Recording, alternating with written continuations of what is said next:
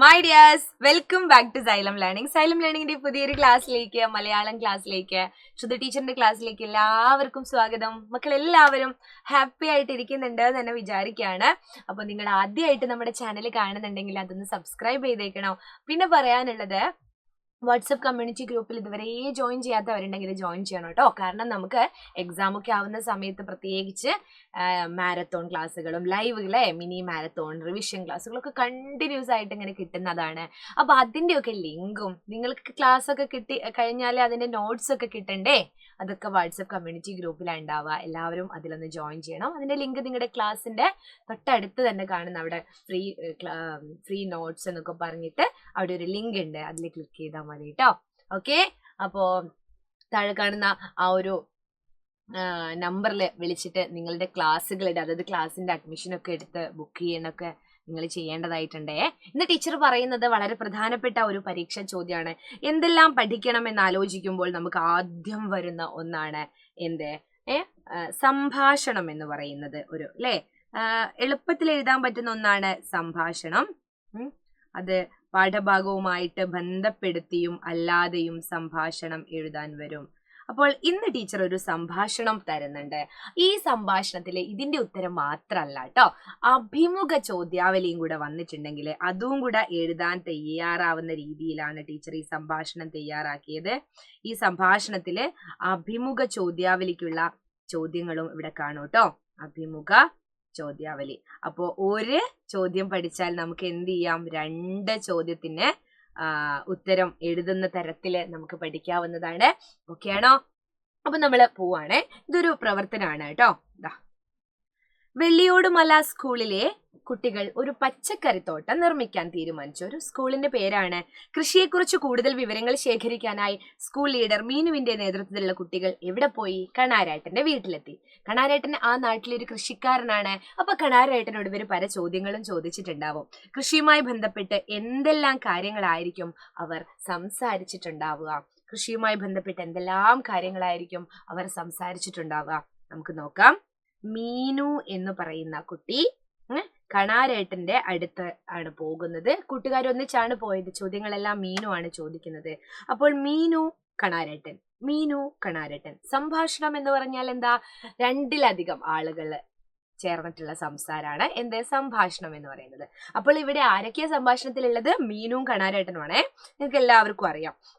അപ്പോ മീനു ചോദിക്കുകയാണ്. എന്താ ചോദിക്കുന്നത്? മീനു, ഞങ്ങൾക്ക് സ്കൂളിൽ ഒരു പച്ചക്കറിത്തോട്ടം നിർമ്മിക്കാൻ അങ്ങയുടെ സഹായം വേണം. ആരാണ് പറയുന്നത്? മീനു ആണ് അല്ലെ. നിങ്ങൾ സ്വാഭാവികമായിട്ടും പോയി കഴിഞ്ഞാല് ഹായ് ഹലോ എന്നൊക്കെ പറഞ്ഞ് ഞങ്ങൾ സ്കൂളിൽ നിന്ന് വരികയാണെന്നൊക്കെ നിങ്ങൾ പറയും. പക്ഷെ ഇവിടെ നമ്മൾ എഴുതേണ്ടത് എന്താണ്? പ്രധാനപ്പെട്ട കാര്യങ്ങളാണ് അല്ലെ. അപ്പോ ആദ്യം ചോദിക്കുകയാണ്, ഞങ്ങൾക്ക് സ്കൂളിൽ ഒരു പച്ചക്കറിത്തോട്ടം നിർമ്മിക്കാൻ അങ്ങയുടെ സഹായം വേണം. അപ്പൊ കണാരേട്ടൻ പറയാണ്, പറഞ്ഞോളൂ, ഞാൻ എന്താണ് ചെയ്തു തരേണ്ടത്?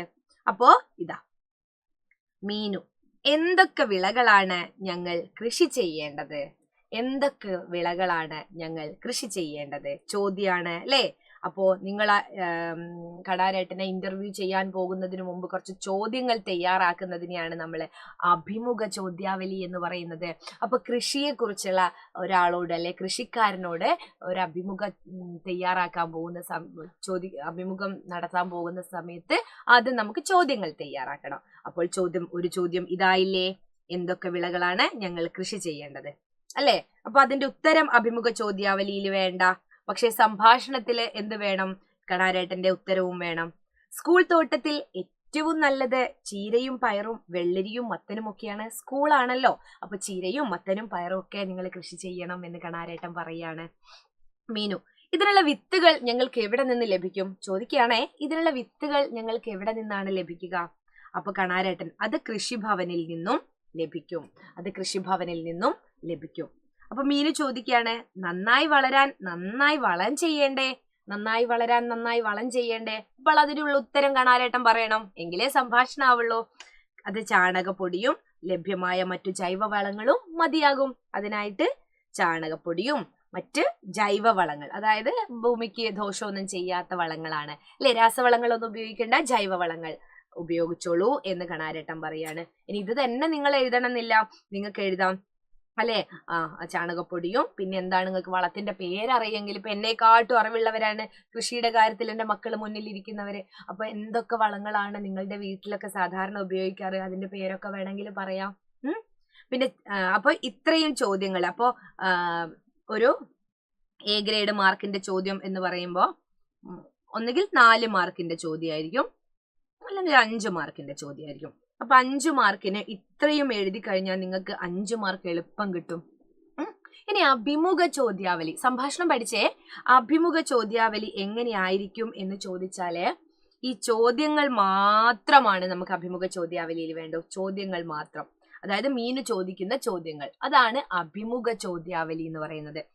അപ്പോ ഇതാ ഞങ്ങൾക്ക് ഈ ചോദ്യമല്ല കേട്ടോ, ഇതാ ഇവിടുന്ന് തൊട്ട് എന്തൊക്കെ വിളകളാണ് ഞങ്ങൾ കൃഷി ചെയ്യേണ്ടത്, അല്ലെങ്കിൽ ഞങ്ങൾ എന്നതിന് പകരം മീന് ചോദിക്കേണ്ടത് അങ്ങ് എന്തൊക്കെ വിളകളാണ് കൃഷി ചെയ്യുന്നത്. പിന്നെ ചോദിക്കാണ് ഇതിനായിട്ട് എന്ത് ജൈവവളങ്ങളാണോ എന്ത് തരം വളമാണ് ഉപയോഗിക്കാറ്, എന്നു മുതലാണ് കൃഷിയിലേക്ക് വരാൻ താല്പര്യം തോന്നി തുടങ്ങിയത്, ആരാണ് അങ്ങയെ ഈ ഒരു കൃഷി രംഗത്തേക്ക് എത്തിച്ചത്, എന്തൊക്കെ തരത്തിലുള്ള പുരസ്കാരങ്ങളാണ് കൃഷി രംഗത്ത് താങ്കൾക്ക് ലഭിച്ചത് എന്നൊക്കെ ചോദിക്കാം. അതുപോലെ തന്നെ ഓരോ വിളയുടെയും എന്താണ് സംരക്ഷണം അങ്ങ് എങ്ങനെയാണ് നടപ്പിലാക്കുന്നത്, അല്ലെ? ഓരോ വിത്ത് നടേണ്ടതിനെ പറ്റി അങ്ങനെയൊക്കെ നിങ്ങൾക്ക് ചോദ്യങ്ങൾ ചോദിക്കാം.